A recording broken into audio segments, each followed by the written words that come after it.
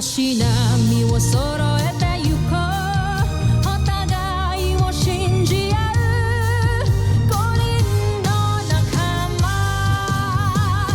バルテス5に預けた命飛ぶぜ宇宙の果てまでもみんなの笑顔も近い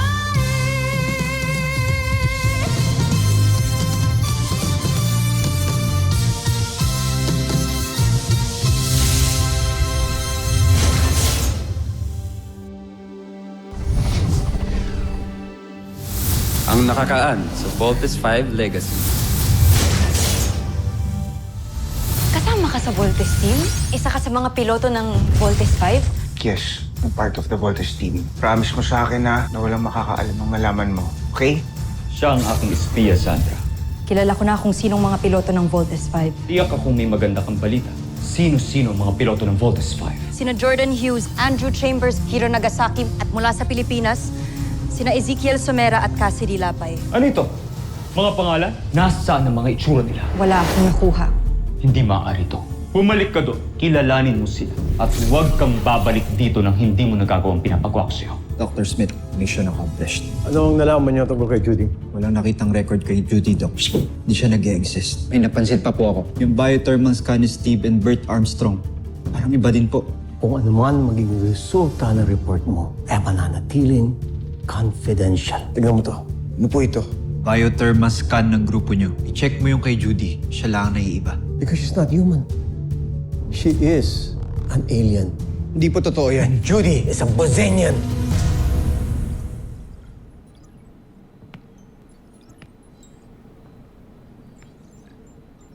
Imposible po talaga. Wala ho sa itsura niya. Mabait ho siya. Tinanggap niya po ako ng buong buo. Dr. Smith, please, sabihin niyo sa akin na gawa-gawa niyo lang po to para po lumayo ako sa kanya. Dr. Smith, gagawin ko po yung trabaho ko na maayos. Huwag niyo lang pong gawin to. Huwag lang po kay Judy. Big Bird, wala akong rason para siraan siya iyo. Andiyan ang evidence. Wala ka na ring dahilan para hindi paniwalaan ang lahat ng ito. Believe it! She is a Bozenian. I'm sorry.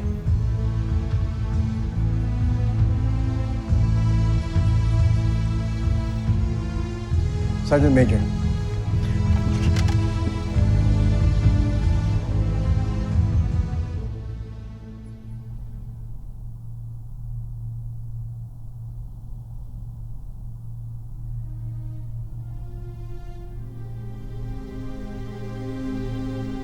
Uy, kailan mo dadalhin dun sa camp?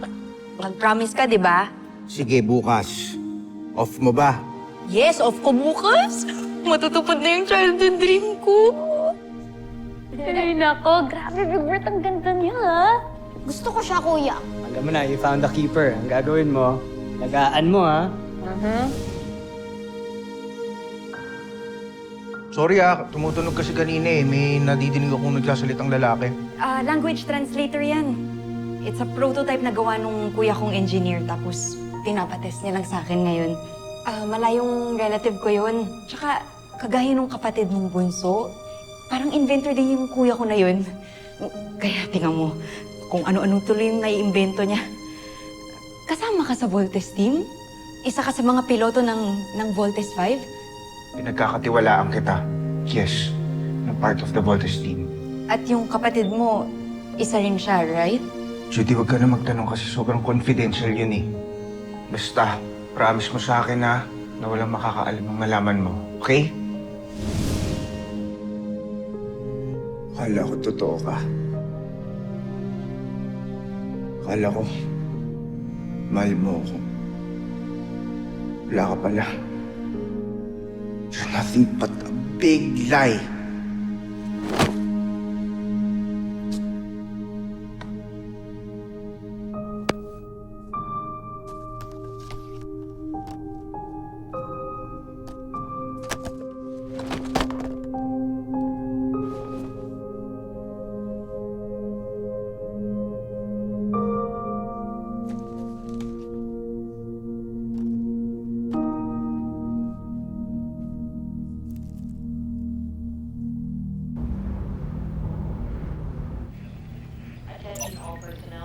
Bro, gising na. Breakfast na tayo. Big Bird, huwag ka nang matulog dyan. Halika na, bangon na. Nag-aalala na ako sa'yo, ha? Ngayon ka lang di sasabay sa breakfast. May bacon. Maubusan ka. Big Bird.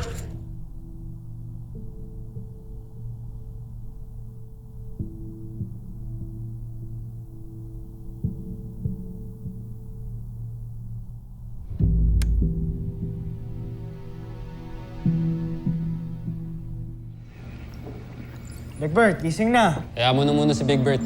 Mas problemahin mo si Little John. Gusto gawing service vehicle yung Vault Frigate. Diyan. Mukhang maagang tatanda si Steve sa mga kapatid niya. Tao ka naman.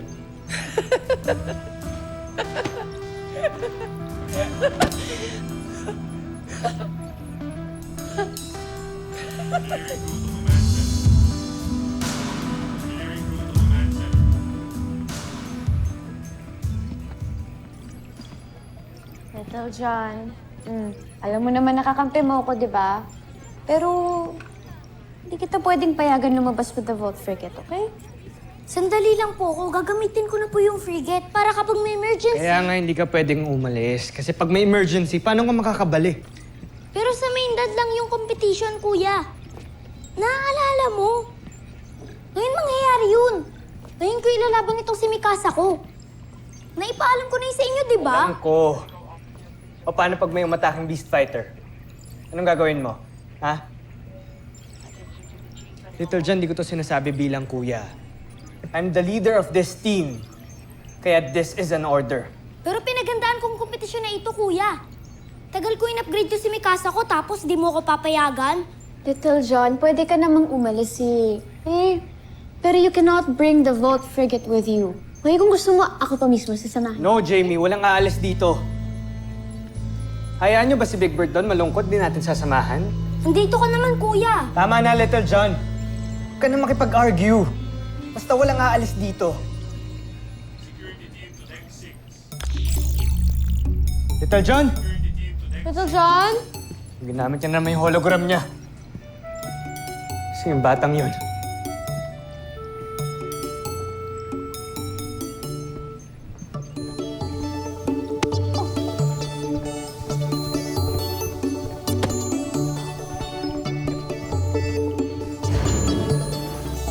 Bye! John! Little John! Little John! Hindi mo pinigilan.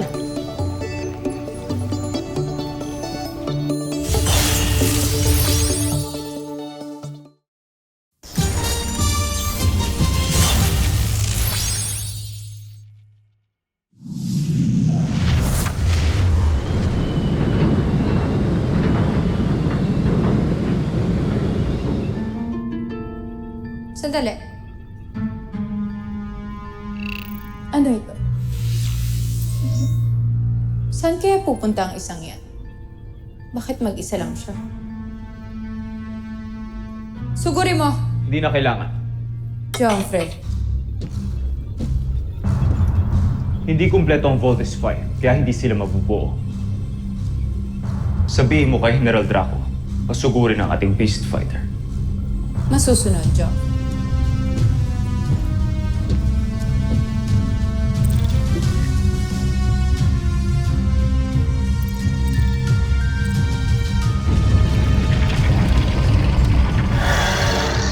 Sugod, Neg. Sugod! Tandaan mo, hindi na tayo maaaring matalo pang muli. Kailangan ay magtagumpay tayo laban sa mga taga Terra Air 2. Ano bang sinabi mo, General, at wala kang ulat sa amin? Hindi ba malinaw ang misyon mo sa'yo? Malinaw naman ang misyon ko. Yun nga lang, hindi ko na maintindihan kung ano nangyayari talaga dito. Nililihim sa akin ng mga general na kasama ko. Malamang, may kutob na sila.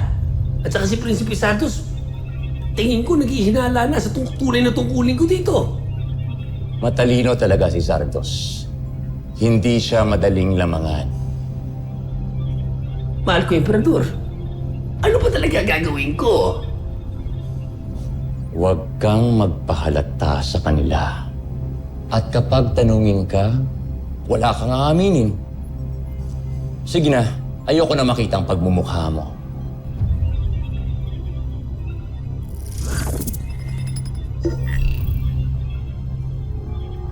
Kanjuwait ang buhay ito. Kamahalan, mukhang hindi na masaya ang larong ito. Dapat ba natin palitan si Prinsipe Zardos?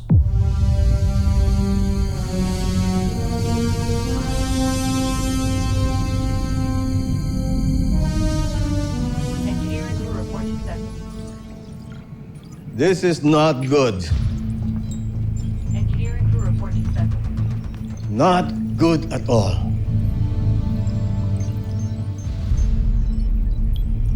Permission to leave, Doctor. Pupuntahan ko po si Little John. No, Steve. I can't afford na pati ikaw umalis.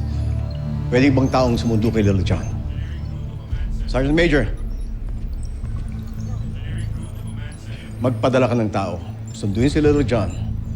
We need him. At ang frigate, ibalik dito sa base. Yes, Dr. Smith.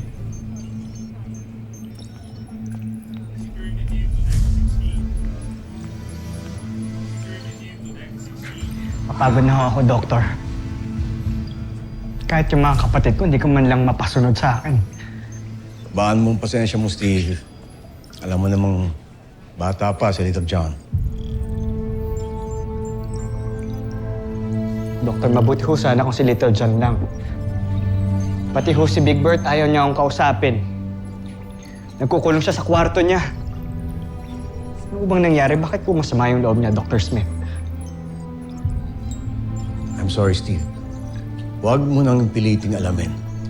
Unless magkusa na magsabi si Big Bird. For now, si Little John muna ang problema natin.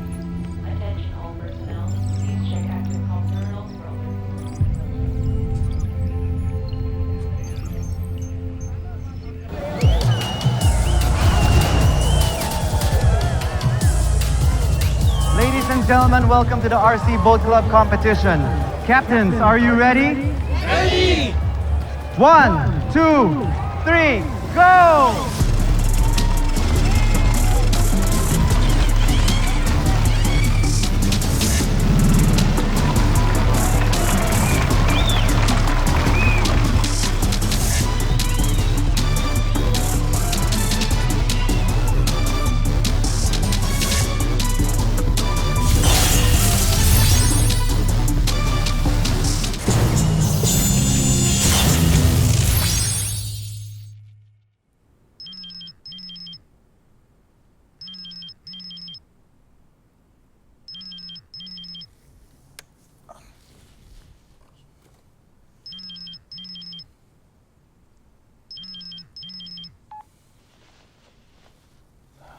Hello, bakit? Bakit ang sungit mo? Nakamusta lang naman kita. How are you, mahal ko?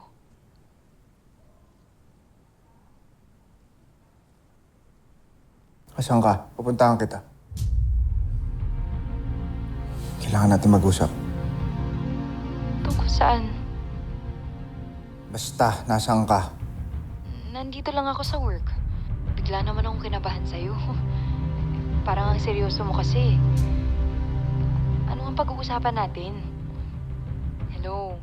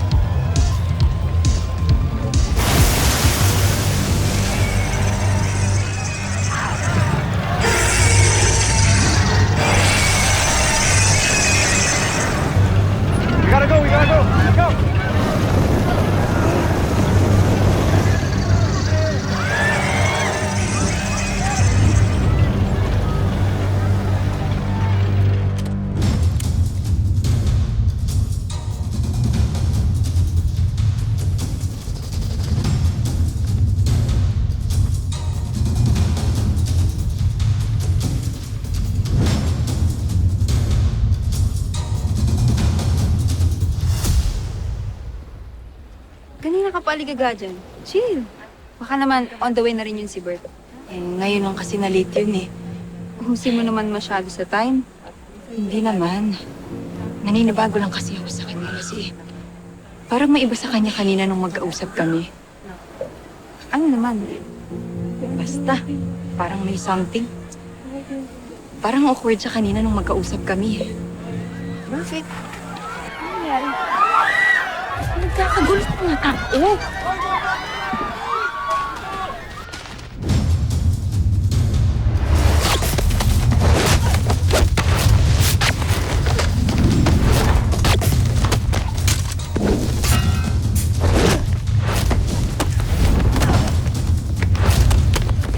Sino ka? Sino ka? Camp Big 5, I'm coming! Little John, we copy. Do you hear me? May emergency po! May dumating na beast fighter! What? Little John, back to base. Huwag kayong magpanik! Huwag kayong magpanik! Chip Kelly, sound the alarm. Battle stations! Defense protocols and engaged!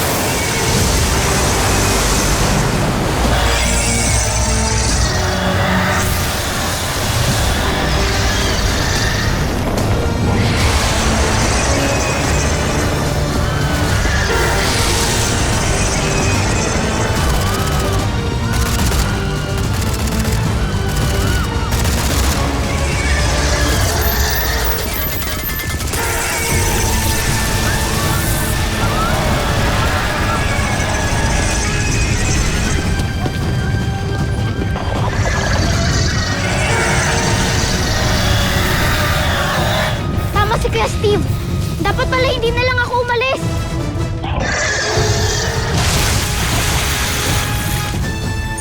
Frigate Autopilot, activate!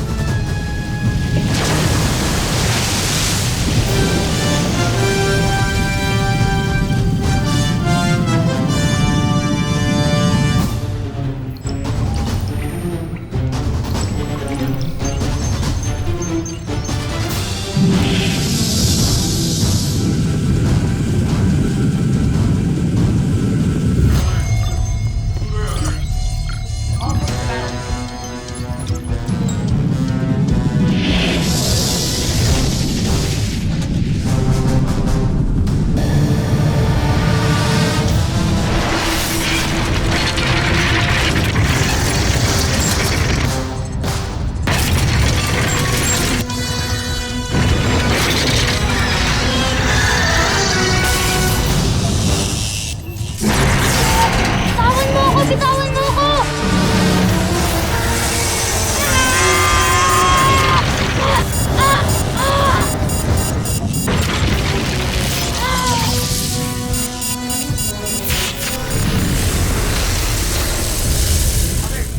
Ano si Little John?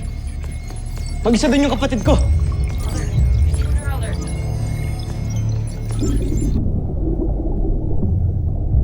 Sana nakinig din ako kay Kuya Steve. Sorry, Kuya Steve. Hindi na ako ulit magdidisobey sa'yo. Sana di ako makita ng kalaban.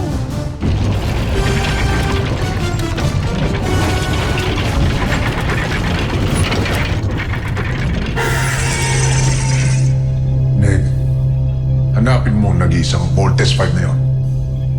Wasakin mo ang kanyang sasakyan at paslangin mo ang sino mang nagpapaandar sa kanya. Nang sa gayon ay hindi na mabuo pang muli ang Voltes 5. Siguraduhin mo, Nick, hindi na siya aahon pang muli.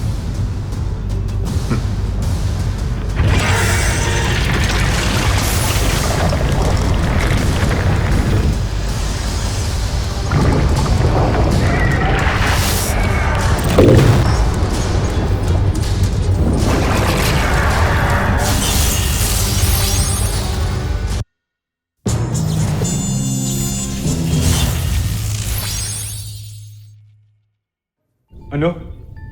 Isang paslit ang isang piloto ng Voltes 5. Akala yata ng mga taga-Terra Air 2 ay laro lamang ang mga kaganapang ito. Diyan sila nagkakamali. Sige pa, Neg.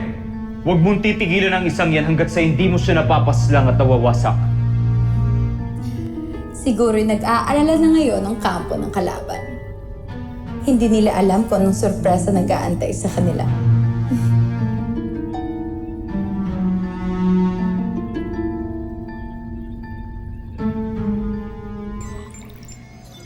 Little John. Little John, do you hear me? Little John, do you copy? Hindi ko talaga makontak si Little John.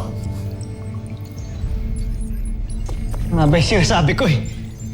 Pinagbawalan ko ng pumunta yan dyan kanina eh. Mabuti pa, pumunta na tayo sa harbor. Yes, please, come on, let's go! Dr. Smith!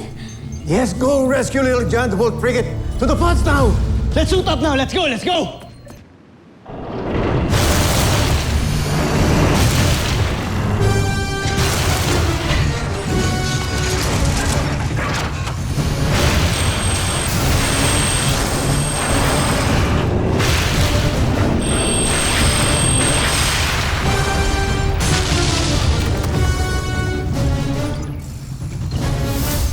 Susunod sa Voltes 5 Legacy. The camp is under attack and our jet fighters want out of ammunition. We need your support now. We fight until we can. We still have Voltes 5, pero kailangan natin silang tulungan. Dala-dalawa na mga kalaban natin ngayon. So no one lose hope! Everyone, do you hear me? Hindi pa ako pwedeng mamatay. Wala pa ako ng mga kuya ko tsaka ng planet Earth. Miguel Pisay! Nakakaaliw kayong panoorin. Neg, pumunta ka ngayon sa kampo ng Voltes 5. Pagtulungan niyo ni Tai kang sirain ang Camp Big Falcon. Patayin niyo silang lahat. Bunso! Nandito po ako sa harbor. May beast fighter po ako nakikita dito tsaka yung skull ship. Salubungin mo kami. Pupuntahan ka namin ngayon. Marami na sigurong taong namamatay dito. Kailangan nila Little John, come in! Draco, huwag kang susuko. Kailangan mawasak mo ang ibang miyembro ng Voltes 5. Prinsipe Gargo! Kung magtitira ng buhay, Yan. Yan ang dapat sa mga alipin.